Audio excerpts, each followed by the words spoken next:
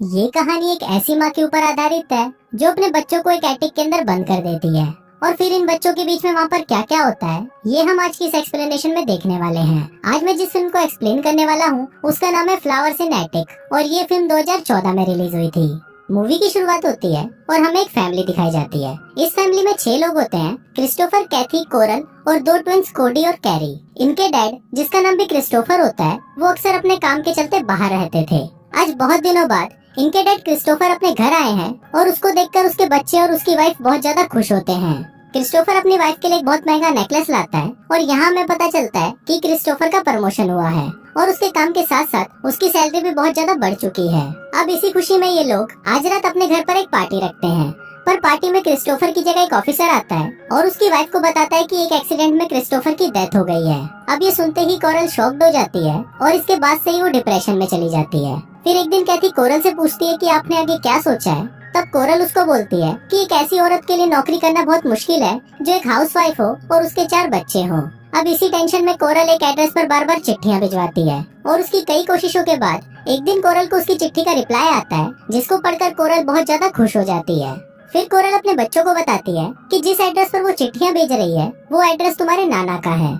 इस पर कैथी उससे पूछती है कि आपने तो बताया था कि हमारे कोई नाना नहीं है, जिस पर कोरल उसे बोलती है कि तुम्हारे डैड और मैंने भागकर शादी की थी, जिसके बाद से तुम्हारे नाना और नानी हमसे नफरत करने लगे थे, इसलिए तुम्हारे पापा नहीं चाहते थे कि तुम लोगों को इस बारे में पता चले। कोरल उनको ये भी बताती है कि मेरे लिए 4 बच्चों का बोझ उठाना बहुत ही मुश्किल है और तुम्हारे नाना बहुत ही अमीर हैं, इसलिए हमें आज ही वहाँ के लिए निकलना होगा। फिर जब ये लोग वहाँ पर पहुँचते हैं तो बच्चों को वो जगह बिल्कुल भी अच्छी नहीं लगती, क्योंकि वो जगह बहुत ही सुनसान और डरावनी थी। तभी वहाँ पर हम कोरल की माँ ओलिविया को देखते हैं, जो बहुत ही ज्यादा खड़ूस होती है और वो उनको बोलती है कि मुझे इस घर में किसी भी बच्चे की चिल्लाने की आवाज नहीं आनी चाहिए और तुम्हें यहाँ पर रहने के लिए मेरे सभी रूल्स को मानना होगा, और अगर किसी ने भी मेरी बात नहीं मानी तो तुम सबको इस घर से बाहर निकाल दिया जाएगा। वो बच्चों को बोलती है कि जब तुम्हारी माँ यहाँ से चली जाएगी तो मैं तुम्हें इस रूम में लॉक कर दूंगी ताकि तुम लोग यहाँ से बाहर ना निकल सको, क्योंकि तुम्हारे नाना को अभी तक ये नहीं पता कि तुम यहाँ पर हो। अब ये सुनते ही कैथी अपनी माँ से पूछती है कि आपने नाना को हमारे बारे में क्यों नहीं बताया। तब कोरल उसे बताती है कि तुम्हारे नाना तुम्हारे डैड से बहुत ज्यादा नफरत करते थे, पर अब वो बहुत बूढ़े हो चुके हैं और कभी भी टपक सकते हैं और उनके टपकते ही सारी प्रॉपर्टी हमारी हो जाएगी।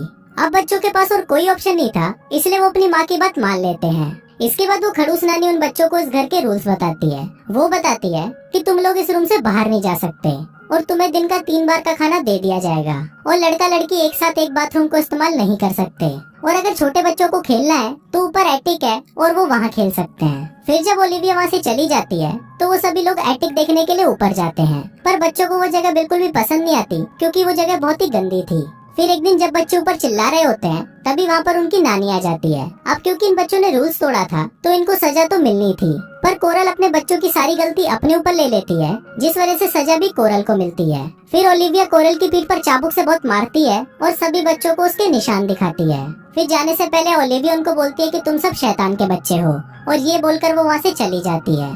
फिर अगले दिन कैथी अपनी मॉम से पूछती है कि नाना और नानी डैड से इतनी नफरत क्यों करते हैं, जिस पर कोरल उसे बताती है कि तुम्हारे नाना मेरे काफी करीब थे, वो ज्यादातर मेरे साथ ही रहा करते थे, जिस वजह से वो तुम्हारी नानी को ज्यादा टाइम नहीं दे पाते थे और इसी कारण वो मुझसे चिढ़ने लगी। फिर एक दिन तुम्हारे नाना अपने भाई को यहाँ पर लेकर आए, जो रिश्ते में मेरे अंकल लगते थे और उनके मॉम और डैड की डेथ हो चुकी थी। वो लड़का दिखने में बहुत ज्यादा अच्छा था, जिस वजह से मैं उसे पसंद करने लगी, और फिर एक दिन हम दोनों ने भागकर शादी कर ली, जिसके बाद से तुम्हारे नाना ने मुझे जायदाद से निकाल दिया और वो हम दोनों से नफरत करने लगे। अब काफी हफ्ते बीत जाते हैं पर कोरल अपने बच्चों से मिलने नहीं आती, इसलिए कैथी दिनों को काउंट करने के लिए दीवार पर एक कैलेंडर बनाती है। फिर एक दिन कोरल जब उन लोगों से मिलने आती है तो वो बहुत ज्यादा खुश लग रही होती है। फिर कैथी कोरल को बोलती है कि तुम नाना को हमारे बारे में कब बताओगी, जिस पर कोरल उसे बोलती है कि वो ऐसा कभी नहीं कर सकती, क्योंकि यहाँ पर आने से पहले कोरल और उसके डैड के बीच में ये बात हुई थी कि अगर तुम्हारा कोई भी बच्चा नहीं होगा तभी तुम इस घर में रह सकती हो, और मैंने उनको ये बोला था कि मेरा कोई भी बच्चा नहीं है। अभी सुनकर कैथी को बहुत ज्यादा बुरा लगता है और उसे लगता है कि कोरल हमें यहाँ बंद करके अपनी जिंदगी आराम से जी रही है। अब कैथी अपने छोटे बहन भाइयों का माँ की तरह ख्याल रखती है, क्योंकि कोरल उनसे काफी हफ्तों तक मिलने नहीं आती, और फिर एक दिन जब वो उनसे मिलने आती है तो वो उनके लिए नए कपड़े और गिफ्ट्स लेकर आती है। पर इन बच्चों के लिए इन गिफ्ट्स का कोई मतलब नहीं था, क्योंकि वो अपनी जिंदगी एक कमरे के अंदर घुट घुट कर जी रहे थे। इसके बाद कोरल उनको बताती है कि आज घर में एक पार्टी है, जिसपे कैथी और क्रिस्टोफर उस पार्टी में जाने की जिद करने लगते हैं। अब कोरल इसके लिए मान तो जाती है, पर वो उनको बोलती है कि तुम लोगों को सब कुछ छुप कर देखना होगा, और वो उन दोनों को एक टेबल के अंदर छुपा देती है। फिर वहाँ कैथी देखती है कि उसकी माँ पार्टी में बहुत ज्यादा खुश लग रही है, और वहीं हमें कोरल के फादर भी दिखाए जाते हैं जो कि व्हील चेयर पर होते हैं। फिर जब पार्टी खत्म होने वाली होती है तो कैथी और क्रिस्टोफर अपनी माँ को किसी अनजान आदमी को किस करते हुए देखते हैं। ये देखते ही कैथी वहाँ से चली जाती है, पर क्रिस्टोफर को वो घर देखना था, इसलिए वो पूरा घर देखने के लिए चला जाता है।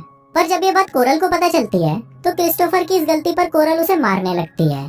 फिर एक दिन कैथी क्रिस्टोफर को एक गंदी किताब पढ़ते हुए देख लेती है, और फिर बाद में वो इस बारे में कोरल को बताती है, जिस पर कोरल उसे बोलती है कि लड़का और लड़की की बॉडी में उम्र के साथ साथ कई तरह के चेंजेस होते हैं, और ये बोलकर वो कैथी को एक ड्रेस पहनने के लिए देती है। फिर जब कैथी उस ड्रेस को ट्राई कर रही होती है तभी वहाँ पर क्रिस्टोफर आ जाता है, और कैथी को इस तरह देखकर उसके मन में फीलिंग्स जागने लगती है। लेकिन तभी वहाँ पर उनकी नानी आ जाती है, और उसको लगता है कि ये भाई बहन तो आपस में ही लगे हुए हैं। फिर ओलिविया कैथी को सजा के तौर पर उसके बाल काटने को बोलती है, और अगर उसने ऐसा नहीं किया तो उन्हें एक हफ्ते तक खाने को कुछ नहीं मिलेगा। पर कुछ टाइम बाद वो उनको खाने के लिए खाना दे देती है, पर वो रात को कैथी के बालों पर टार लगा देती है, जिस वजह से क्रिस्टोफर को कैथी के बाल काटने पड़ते हैं। पर इसी दौरान वो काफी ज्यादा क्लोज आ जाते हैं, और उन दोनों के लिए ही एक दूसरे में फीलिंग्स जागने लगती है। अगले सीन में हम कोरल को देखते हैं, जो अपने बच्चों से मिलने वहाँ पर 4-5 महीनों बाद आती है, और वो अपने बच्चों को बताती है कि उसने शादी कर ली है, और वो 4-5 महीनों से हनीमून पर थी, जिस वजह से वो उनसे मिलने नहीं आ पाई। अब ये सुनकर क्रिस्टोफर और कैथी को बहुत ज्यादा गुस्सा आता है, और वो इस बात के लिए कोरल के ऊपर भड़कने लगते हैं। पर कोरल उनको शांत करने के लिए ओलिविया के हाथों उनके लिए डोनट्स भिजवाती है। फिर अगले सीन में हम क्रिस्टोफर को देखते हैं, जो बहुत ही चालाकी से ओलिविया से उस कमरे की चाबी का प्रिंट एक साबुन में ले लेता है, और ये लोग यहाँ से बहुत सारा पैसा चुरा कर यहाँ से भागने का प्लान बनाते हैं, और इसके लिए ये लोग रोज घर में चोरी करना शुरू कर देते हैं। फिर एक दिन इनको चोरी करते हुए एक किताब मिलती है, जिसमें गपागप की सारी पोजीशंस के बारे में लिखा होता है। अब उस किताब को पढ़कर उन दोनों में फीलिंग्स जागने लगती है, और वो दोनों वहीं पर ही गपागप करना शुरू कर देते हैं। फिर अगले दिन हम उनके छोटे भाई कैरी को देखते हैं, जो बहुत ज्यादा बीमार होता है, जिसके बाद कोरल ना चाहते हुए भी उसको हॉस्पिटल ले जाती है। फिर कुछ दिनों बाद कोरल वहाँ आकर उनको बताती है कि कैरी को फूड पॉइजनिंग थी, जिस वजह से उसकी डेथ हो गई। अब इसके बाद से हम देखते हैं कि इन सभी की तबीयत धीरे धीरे खराब होना शुरू हो जाती है, पर ये लोग इतना पैसा तो इकट्ठा कर लेते हैं कि यहाँ से भाग पाएं। और आज ही ये लोग ब्रेकफास्ट के बाद यहाँ से भागने का प्लान बनाते हैं, पर तभी वहाँ पर कोडी उन्हें बताती है कि इस चूहे की मौत हो गई है, और ये चूहा वही डोनट खा रहा था जो उस दिन उनकी मॉम ने भिजवाए थे। अब ये सब देखकर हम व्यूवर्स को पता चलता है कि इनकी मॉम भी अपने बच्चों को मरवाना चाहती है, ताकि वो अपनी बाकी की जिंदगी अपने नए हस्बैंड के साथ आराम से जी सके। फिर थोड़ी देर बाद वहाँ पर ओलिविया आ जाती है, जिसको देखकर वो तीनों बच्चे वहाँ से भागने लगते हैं। ओलिविया लोगों को रोकने की कोशिश करती है, पर ये लोग वहाँ की लाइट्स बंद कर देते हैं, क्योंकि उनको पता था कि ओलिविया को अंधेरे से बहुत डर लगता है। अब ओलिविया अंधेरे से बहुत ज्यादा घबरा जाती है, और वो उनसे रिक्वेस्ट करती है कि प्लीज ऐसा मत करो। इस पर क्रिस्टोफर उसको बोलता है कि तुम तो हमें मारने वाली थी, जिस पर ओलिविया उन्हें बताती है कि डोनट्स में जहर मिलाने का प्लान तुम्हारी माँ का था। पर ये बात सुनकर उन लोगों को कोई फर्क नहीं पड़ता, क्योंकि उनके लिए उनकी माँ पहले से ही मर चुकी थी। फिर वो तीनों ऊपर से एक रस्सी फेंक कर नीचे आ जाते हैं, और वहाँ से भागकर एक ट्रेन में चढ़ जाते हैं, और इसी के साथ ही ये फिल्म यहीं खत्म हो जाती है।